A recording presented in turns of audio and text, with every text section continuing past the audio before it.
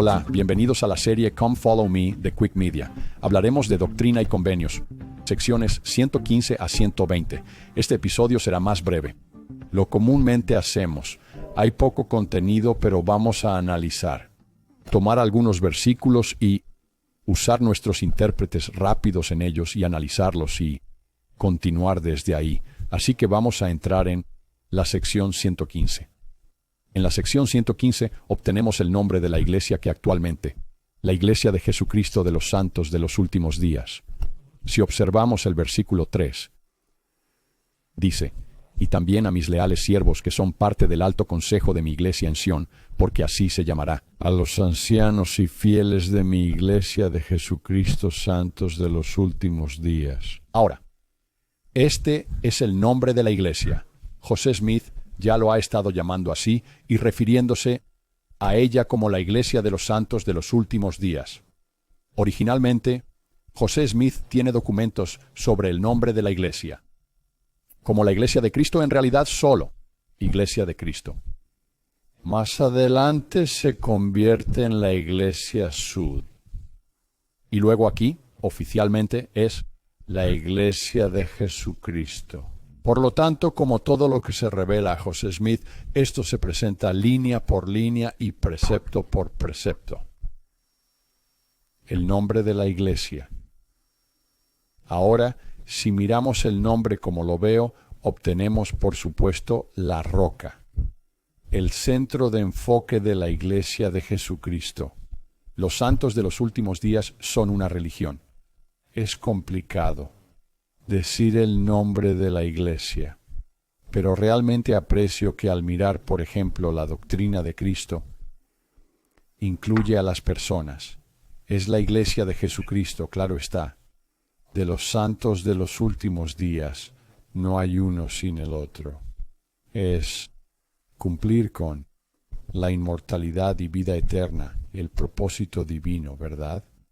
Tanto como contribuyentes y participantes en la Iglesia de Cristo. Y la siguiente línea es bastante interesante. Casi se mueve a algo más aquí. Primero obtenemos, el verso 4. Obtenemos porque así se llamará mi iglesia. Incluso la Iglesia de Jesucristo de los Santos de los Últimos Días ha cambiado su nombre en los últimos días de la iglesia y otras dispensaciones. Pero en el verso 5, de repente cambia de tema y dice: os digo la verdad a todos, levántate y resplandece para que tu luz sea un símbolo para las naciones. Creo que esto es directo. Apoyo y consideración del nombre de la iglesia, ¿no? ¿Verdad? Es la Iglesia de Jesucristo de los Santos de los Últimos Días. Levantaos, para que tu luz sea un símbolo para las naciones. Así que, así como hemos hablado de la idea de estructuras jerárquicas, la idea de los planetas, ¿verdad? Desde el Sol hasta la humanidad y más allá, celestes. La luz de Cristo que ilumina. Tenemos que tomar esa luz que recibimos a través de la Iglesia, por medio del Evangelio, y brillar para otros, ¿verdad? No escondemos la luz bajo un recipiente. Después, en el verso 6, y que la reunión en la tierra de Sión. Así que pasamos de la Iglesia de Jesucristo y los santos de los últimos días a brillar la luz al mundo y a las naciones, a la reunión, ¿verdad? A través de predicar el Evangelio y ser un ejemplo, y compartir principios eternos. Y que la reunión en la tierra de Sión y en sus lugares de reunión puede servir como defensa y refugio ante la tormenta y de la ira cuando se derrame sin mezcla sobre toda la tierra. Entonces no olvides las estacas de la tienda. ¿Sabes cuáles son? Tirando de cuerdas. Las cuerdas del tabernáculo que lo mantienen, el templo. Y ahí es donde se aloja el sacerdocio de Melquisedec, por así decirlo. Y así el centro de la reunión es siempre el templo. Vas a ver aquí de nuevo en Far West que es un mandato del Señor construir el templo. No sucede. Pero siempre es lo mismo. ¿Qué es la tierra? ¿Dónde está el templo? Aquí es donde nos reuniremos. Y saliendo de ese punto de reunión del templo, Y centrados en el sacerdocio están las estacas, que también son unidades del sacerdocio de Melquisedec. Así que en el verso 8 dice, te mando que construyas una casa para mí, para la reunión de mis santos, para que me adoren. Esa siempre es la orden. ¿No es interesante que el Señor sabe que esto no sucederá, pero aún así les dice que lo hagan? ¿Verdad? Porque eso es lo que se hace. Esto es lo que debe suceder. Este es el ideal. Y nos dará el ideal. Siempre debemos trabajar hacia el ideal, aún en la adversidad. Y los retos se nos presentan. Nos esforzamos por el ideal, guiados por el principio eterno de reunirnos en el templo. El Señor sabe que esto no va a ocurrir, pero aún les dice que lo hagan. Y es lo mismo en nuestras propias vidas, ¿verdad? Siempre queremos trabajar hacia el ideal, aunque no estemos en una situación ideal. Quizás nuestra familia no sea idónea. Tal vez la iglesia en nuestra comunidad no sea la ideal. Quizás no tengamos una situación económica ideal, pero siempre estamos esforzándonos por un ideal. Y eso parece ser lo que el Señor siempre está mostrando a los primeros santos aquí. La adversidad llega y derriba los planes una y otra vez. Y siempre es lo mismo. ¿Dónde está la tierra? ¿Dónde está el templo? Construiremos la iglesia desde allí. Y sucede para ellos en Kirtland y en el condado de Jackson. Y luego ocurre en Far West y después se trasladan a Nauvoo Nauvoo y luego en Salt Lake. Y siempre es lo mismo. Estos son principios eternos. En el verso 14. Pero que se edifique una casa en mi nombre según el modelo que les enseñaré. Y si mi pueblo no la construye de acuerdo al patrón que les mostraré a su presidencia, no la aceptaré de sus manos. Y luego un poco más aquí en 16. Pero si mi pueblo la edifica conforme al modelo, patrón, que les mostraré a su presidencia. Incluso mi siervo José y sus asesores, entonces la aceptaré de ellos. Esto se refiere a la arquitectura, como con el proceso por el que pasarás en el templo. Y este es el modelo. Esto es lo que se ha dispuesto, y por eso es tan concreto. En la forma en que construimos los templos, la arquitectura debe ser precisa. Limpiamos los templos asegurando su pureza máxima. Todo, el patrón debe ser correcto. Debe estar bien establecido, y eso no es solo la arquitectura, es el proceso del templo. Así que la historia de la creación, las historias del jardín del Edén, estos son modelos que residen en el templo. Esta es la liturgia del templo. Y así, cuando Moisés sube al Sinaí, observa el modelo que debe tener el tabernáculo, que se debe construir y eso está en directa conjunción con la visión de la creación y la visión de la historia del jardín del Edén. Así que estos van de la mano, y la arquitectura y los objetos, y la dotación y todo se edifica siguiendo un patrón que no es solo arquitectónico, sino es también visionario. Cierto que los profetas recibieron. Y aquí vemos que José Smith ya está recibiendo visiones de lo que será el templo. Él tuvo lo mismo en Kirtland. Ya tenían algún tipo de un reducido, digamos, dotación que se ofreció en el templo de Kirtland. Así que poco a poco, línea por línea, como el nombre de la iglesia, obteniendo más y más información. Recuerda que muy temprano, Moroni ya le habla a José Smith sobre el trabajo del templo. Él ya le está informando sobre esto antes de que reciba las planchas de oro. Cuando tiene la visión de Moroni en su habitación, Moroni repite a Malaquías, cierto, volviendo los corazones de los hijos a los padres y los padres a los hijos. Esto ya se está estableciendo porque ese es el principio eterno, ese es el esquema que se va a difundir a su pueblo, al pueblo del convenio. Ahora quiero moverme a 117. Aquí verso 6. ¿No lo he hecho? Y realmente parece que creado debería colocarse justo después de no, porque ¿acaso no he creado las aves del cielo, los peces del mar y las bestias de las montañas? ¿No hice la tierra? Él es quien manda en el patrón. Él controla todo.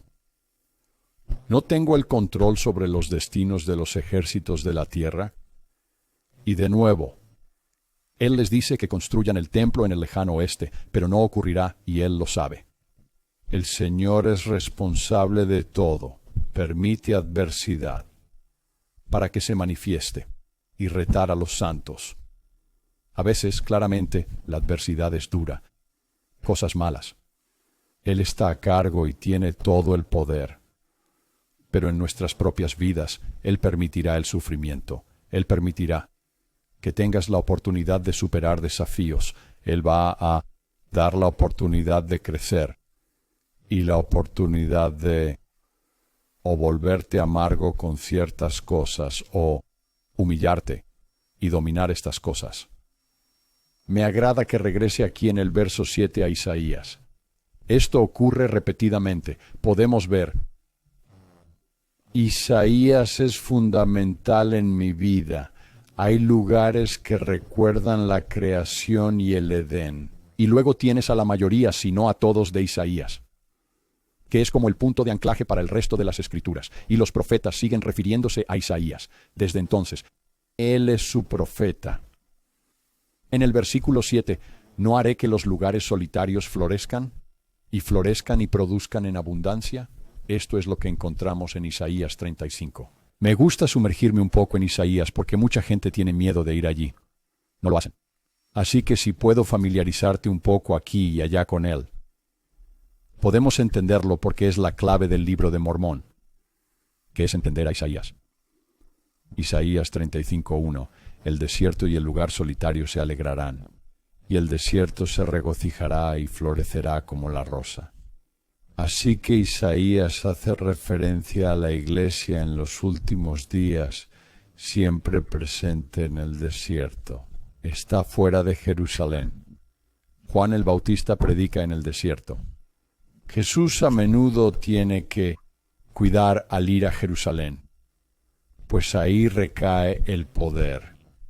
Y el dominio de Dios a menudo es empujado fuera del dominio del hombre hacia el desierto, como la rosa. En el verso 8 hay un lenguaje aquí. ¿No hay suficiente espacio en las montañas de Adam, On y Amon? ¿Y en las llanuras de Aloha Shenesha? ¿O donde Adán vivió para desear solo lo que es una gota y olvidar lo más importante? Así que hay cosas interesantes aquí sobre Adamón y Amon. Muchos dicen que debe ser el idioma adámico. Quizás lo sea, no lo sé. No tiene que ser así, sin embargo. Exacto, no tiene que ser así. Adán es una palabra hebrea. ¿Cierto?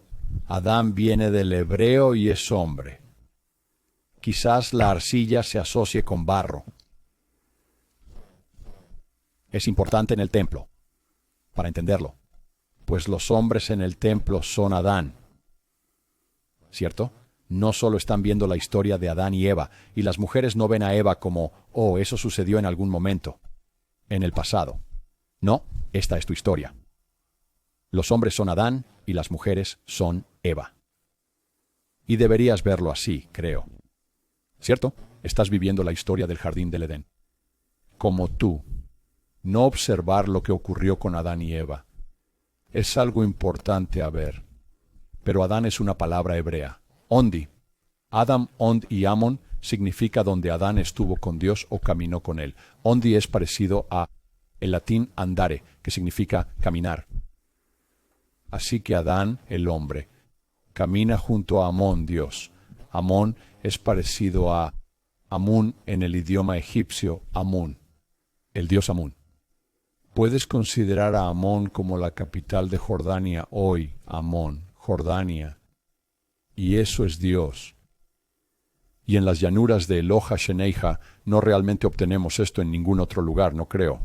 Obtenemos Sheneija en Abraham 3. Y sabemos que Sheneija, allí, José Smith, dice que se traduce como el hijo. En Abraham 3, voy a esto, creo que hay algo parecido.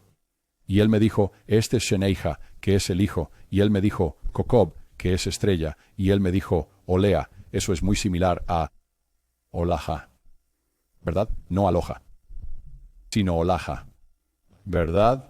Quizás estas son las llanuras de el sol y la luna, quizás.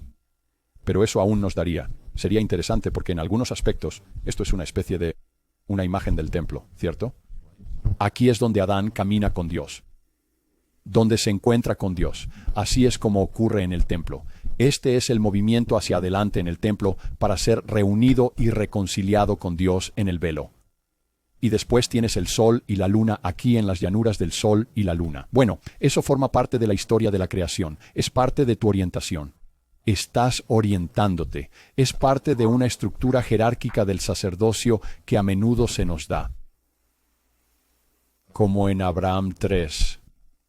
Y en el versículo 10, que mi siervo William Marks sea fiel en pocas cosas y será un gobernante sobre muchas.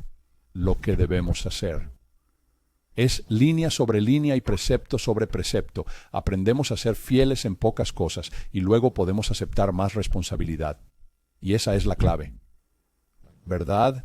Queremos ser responsables. También queremos cuidar de más cosas, de más personas. Eso es crecimiento. Eso es la doctrina de Cristo. Y Él dice aquí como, deja que mi siervo. Bueno, eso es como la parábola de los talentos o las monedas de plata. ¿Qué son esos talentos? Monedas. Si puedo asumir la responsabilidad de lo que poseo, estos talentos que tengo aquí, estas pocas monedas de plata, entonces puedo hacer más con ellos, para el Señor. Y eso muestra que tengo más capacidad, para tener más, para hacer más. Soy fiel en unas pocas cosas, seré un gobernante sobre muchas cosas. En el verso 11, mi siervo Newell K. Whitney se avergüenza de los Nicolaitas y de todas sus combinaciones secretas y de toda su insignificancia ante mí. Entonces, esto probablemente se refiere a Kirtland. Recuerda, hubo algunas cosas raras ocurriendo en Kirtland por un tiempo. Y tenías un lugar de reunión con mucha gente nueva, personas que fueron alejadas de los lazos familiares en cierta medida, tal vez familia extendida. Se encuentran en un lugar distinto, con sucesos nuevos. Muchas personas llegan a un mismo sitio. Y hubo actitudes irresponsables en Kirtland. Y eso es lo que encontramos aquí con los Nicolaitas, o los Nicolaitas, que es el nombre de una secta de cristianos mencionada en las Revelaciones 2, ¿no? Y así oímos en Revelaciones 2, pero esto que tienes es que odias las acciones de los Nicolaitas, las que yo también aborrezco.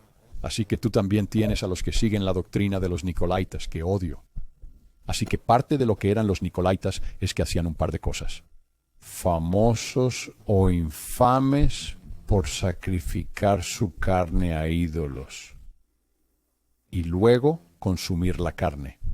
Y así había culto a ídolos allí, y también había promiscuidad.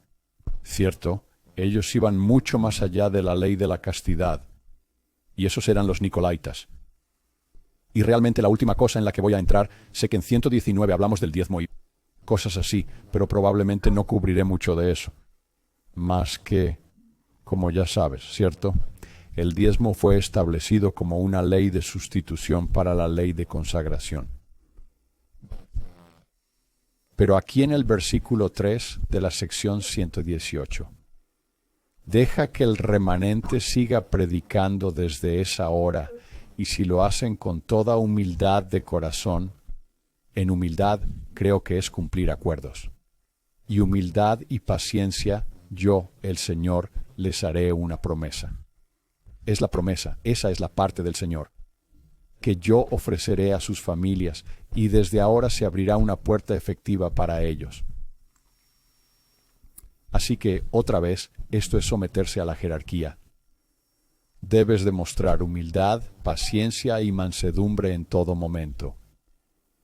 Eso es parte de ser como Cristo, lo que hizo en el jardín y en la cruz. Y luego recibe la promesa, ¿no? Luego la exaltación y la resurrección. Así que someterse a la jerarquía fluida, una representación de eso es el bautismo. es humillarse en las aguas hacia la muerte física y espiritual y cediendo a la jerarquía del sacerdocio y en última instancia sometiéndose al Salvador y a nuestro Padre en los cielos. Eso es clave. Así es como recibimos el Espíritu. Y por supuesto, consideramos el simbolismo del bautismo, que es muy importante. La doctrina de Cristo con total humildad. Y bajando a las aguas, ¿verdad? Por eso Cristo realiza el bautismo. Por eso lo hizo para completar y cumplir toda justicia. No es solo para marcar una lista, para marcar un ítem en una lista. Eso no es lo que parece. Es parte de la condescendencia, el simbolismo real del bautismo. Es condescendencia. Es rebajarte para cargar con las cargas de los demás y someterte. Y entrar en la jerarquía fluida. Eso es lo que se hace en el bautismo. Después de mostrar humildad y condescendencia, esa disposición para cargar con las cargas de todos, entonces recibes el regalo del Espíritu Santo, ¿no? Entonces se abren los cielos. Los dones del Espíritu y el don del Espíritu Santo se te dan por el sacerdocio de Melquisedec. Así que solo algunos puntos sobre estos versículos en estas secciones. Solo quería tocar esos temas, porque no había mucho contenido que normalmente encontramos en estas secciones. Hasta la próxima.